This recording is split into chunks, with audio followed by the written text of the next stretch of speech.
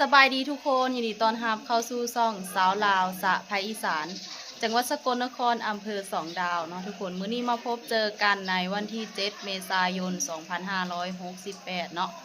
มื้อนี้สาวลาวก็จะไปทรงสการเนาะทุกคนไปทรงสการกับย่าสาวลาวนั่นแหละย่า3 คนเนาะทุกคนไปทรงสการแม่ย่าของย่าอีกเทื่อนึง จักสิว่าจังใดเนาะ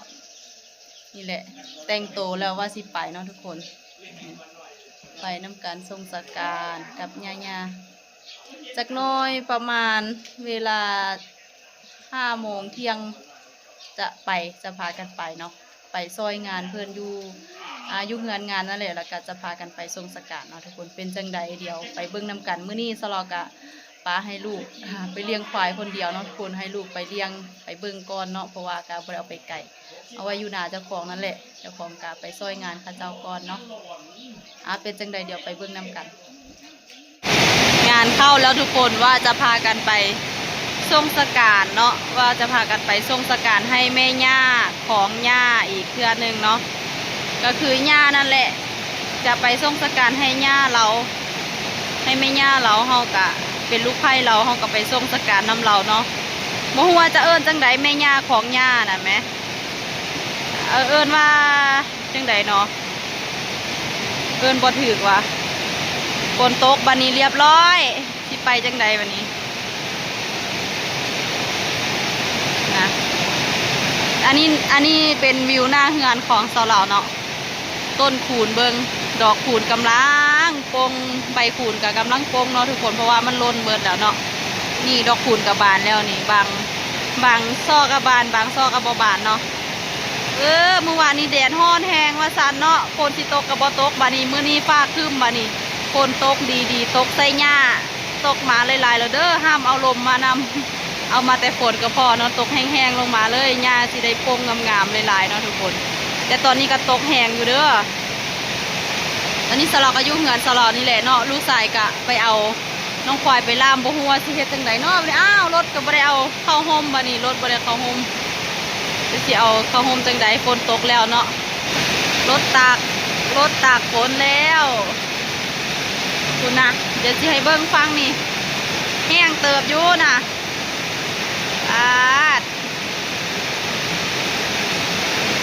แต่เราจะไปทรงสการครั้งแรกเนาะน้ำเพลินโมเมนต์ครั้งแรกดอกครั้งที่2แล้วเนาะครั้งแรกก็เป็นตู้ย่าเนาะทุกคนตู้ย่าก็เป็นแม่ย่าของย่าอยู่เหือนนี่แหละแต่ว่าอันนี้ก็เป็นน้าเนาะเป็นน้าสาวของเบากุ้งเป็นน้องสาวของย่าอยู่เหือนแต่ว่าสลับก็เอิ้นว่าย่าคือเก่าเนาะแม่ย่าเพิ่นเสียเนาะทุกคนสลับก็เลยจะไปทรงสการนำเพิ่นเนาะไปซอยเวียกซอยงานเพื่อนอยู่เหือนงานพุ่นแหละแต่ว่ากะฝนตกลงมา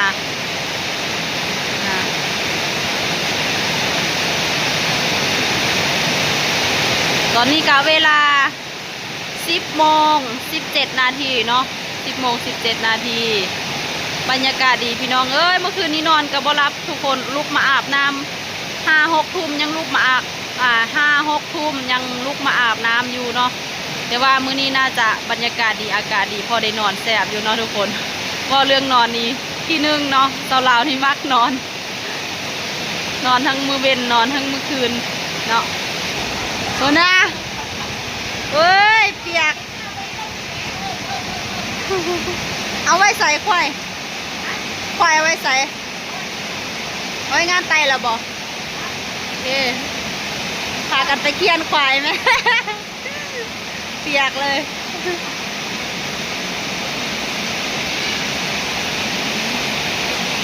ไปกับมู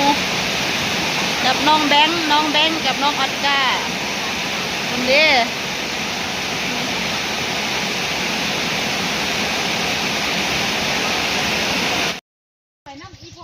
ทุกคนตอนนี้กะเวลา10 โมง 57 นาทีเนาะฝนกับเสาตกแล้วจะพากันไปนี่ทรงสการเนาะทุกคน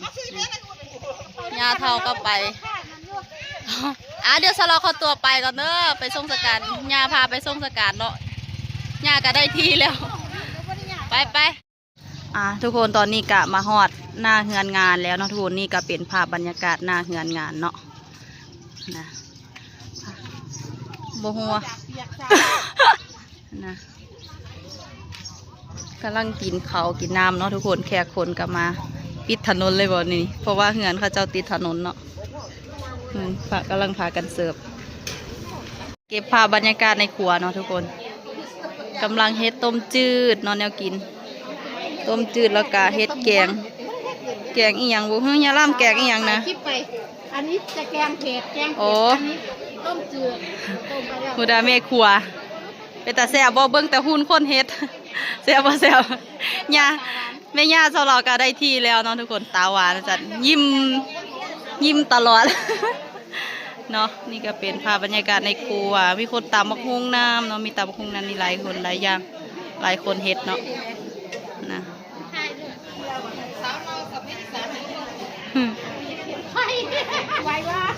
ค่ะสวยค่ะโอ้ย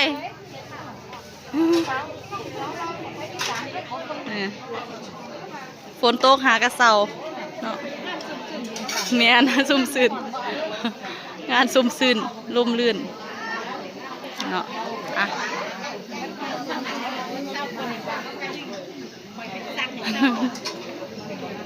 ทุกคนตอนนี้กำลังเอาศพไปวัดเนาะทุกคนกำลังเอาศพไปวัดแล้วทุกคนก็กำลังสิพากันทรงสการอยู่ปาซาพุ่นเลยเนาะอยู่วัดปาซาพุ่น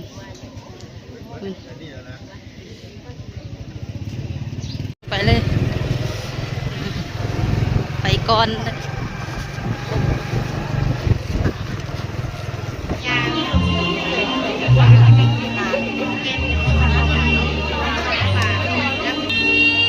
ทุกคนตอนนี้ก็ขบวนแห่ศพก็มาหอดแล้วเนาะหอดวัดแล้วเป็นที่เรียบร้อยในเวลา13:04 นาทีเนาะทุกคนมาไว้อาลัยมารวมไว้อาลัยดวงวิญญาณเพิ่นเนาะมาส่งเพิ่นไปภพภูมิที่ดีเนาะทุกคนผู้คนหลั่งไหลกันเข้ามา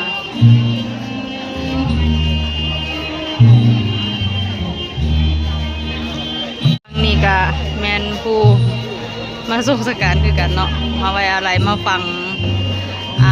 เพิ่นอ่านประวัตินั่นนี่หลายอย่างเนาะสาวเราก็บ่ฮู้ดอกเพราะว่าบ่เคยมางานศพจักเทื่อเนาะก็เลยมามื้อนี้มาเบิ่งนํกันเนาะว่ามีข้อแตกต่างกับฟังเราจังไดเดี๋ยวสาวเราจะเว้าให้ฟังเนาะเดี๋ยวสาวเราขอไปฟังนำพระเจ้าก่อนกำลังอ่านประวัติของยาสี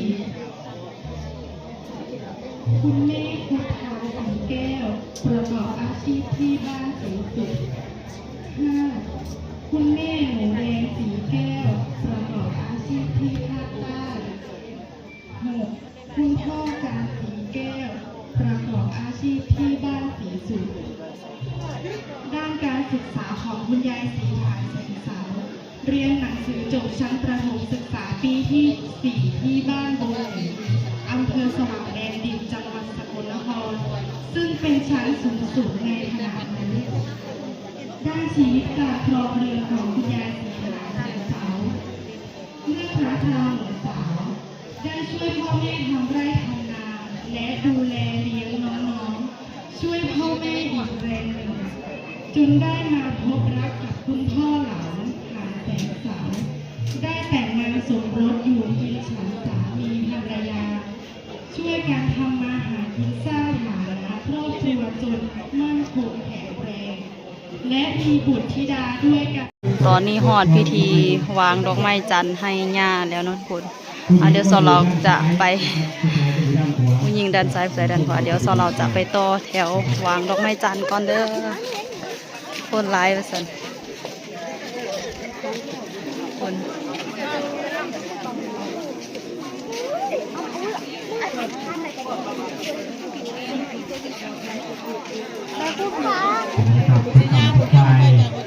หลังจากว่างดอกไม้จันทร์รดน้ำศพแล้วนะครับรวมรับประทานอาหารนะครับทั้งบ้านเจ้าภาพนะครับแดดฮ้อนว่าซั่นโอ้ยวันที่11นะครับพี่น้องต่อแถววางดอกไม้จันทร์นะครับเป็นวิธีการเลือกตั้งสท นะครับหรือว่าสมาชิกสภาเทศบาล เทศบาลตำบลนาชยาท่านมาลงสวัสดีกับเป็นรอบนายกเพื่อการแต่ที่ท่าน ทุกคนตอนนี้กะพากันวางดอกไม้จันทร์และกะ คุณย่า อันนี้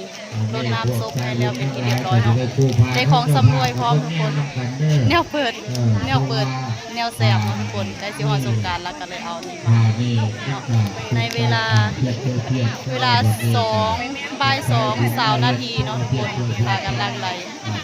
วางดอกไม้จันทร์รดน้ำศพเนาะได้ของสำรวยเป็นแก้วน้ำแล้วก็เป็นแนวเปิดเบียร์ต่อไปเกี่ยมเก็บกัลพึกษ์เนาะทุกคนที่ให้เบิ่งบรรยากาศเก็บกัลพึกษ์ที่เป็นจังใดเนาะ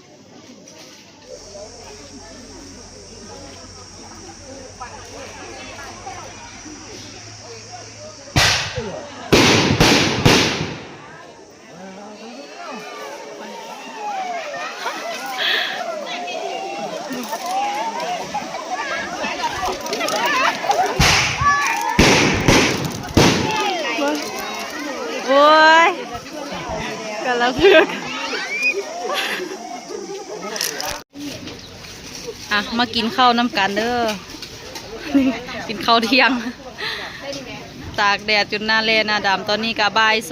2:43 นาทีแล้วเนาะแกงจืดตำบักหุ่งทอดปลาทอดไก่เนาะ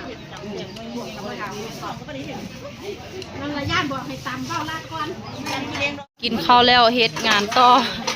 เนาะเฮ็ดเอาไว้กินแรงทุกคนซอยซีนหมูนะมือซอยแล้วก็ซับบัดนี้โอ้ยงานไหลไข่ย่อยปูนแผนกล้างถ้วยล้างจานเนาะมีแต่ผู้สาวซ้ำน้อยงามๆตาหักตะมุตะมิอันนั้นมือซับมะฮุ่งทางนี้เดี๋ยวซอยซีนหมูซอยก่อนเนาะเฮ็ดเวียกซอยเขาเจ้าก่อน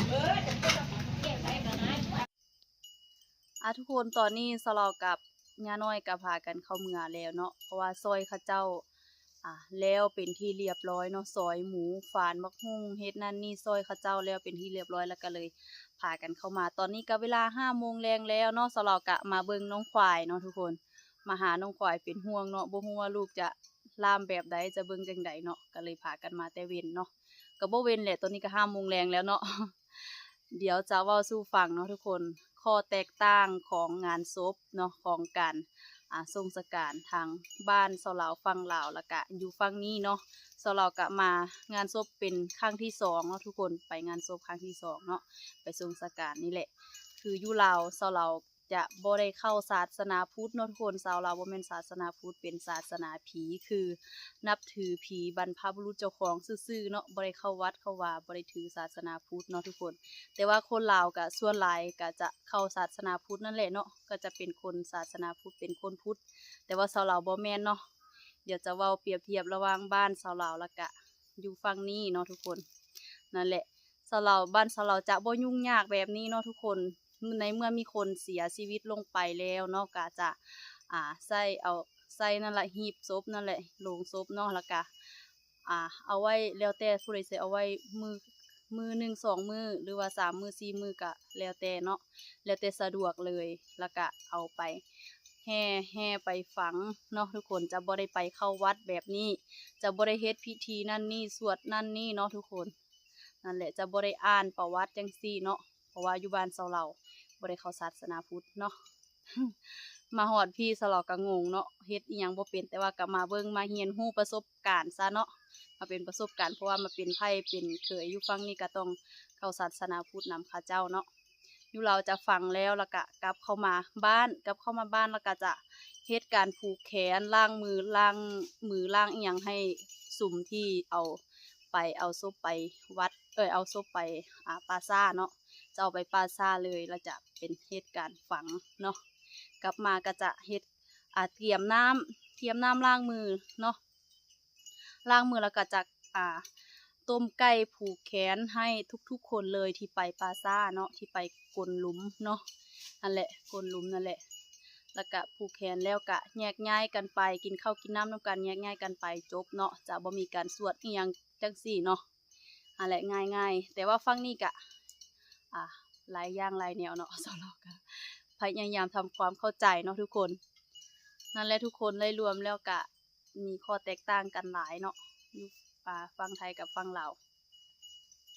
สำหรับคลิปนี้เนาะถ้าชาวลาวเว้าอีหยังที่บ่เหมาะสมเนาะทุกคนถ่ายทอดอีหยังออกไปที่บ่เหมาะสมก็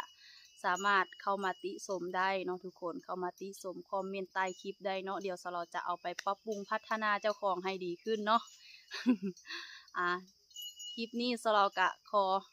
ขอบใจหลายๆเด้อขอบคุณมากๆสำหรับยอดไลค์ยอดแชร์ที่เข้ามาติดตามแล้วก็คอมเมนต์แลกเปลี่ยนความคิดเห็นกันจังซั่นจังซี่เนาะทุกคนอีหยังที่บ่ดีบ่ถูกต้องก็คอมเมนต์ติชมกันมาในท้ายคลิปเนาะสลอก็พร้อมน้อมรับแล้วก็เอาไปปรับปรุงให้ดีขึ้นเนาะทุกคนท้ายคลิปนี้ก็ฝากกดไลค์กดแชร์เป็นกำลังใจให้ทางช่องสลอสะภาคอีสานนำเด้อทุกคนเพราะว่าจะเป็น FC ทางฝั่งไทยฝั่งลาวต่างประเทศต่างแดนประเทศนอกนาอยู่ไสก็แล้วแต่เนาะที่เขามาเบิ่งชาวลาวก็ฝากกดไลค์กดแชร์นำเนาะสำหรับคลิปนี้เดี๋ยวชาวลาวขอตัวลาทุกๆคนไปก่อนเด้อเอาไว้พบเจอกันในคลิปหน้าสบายดี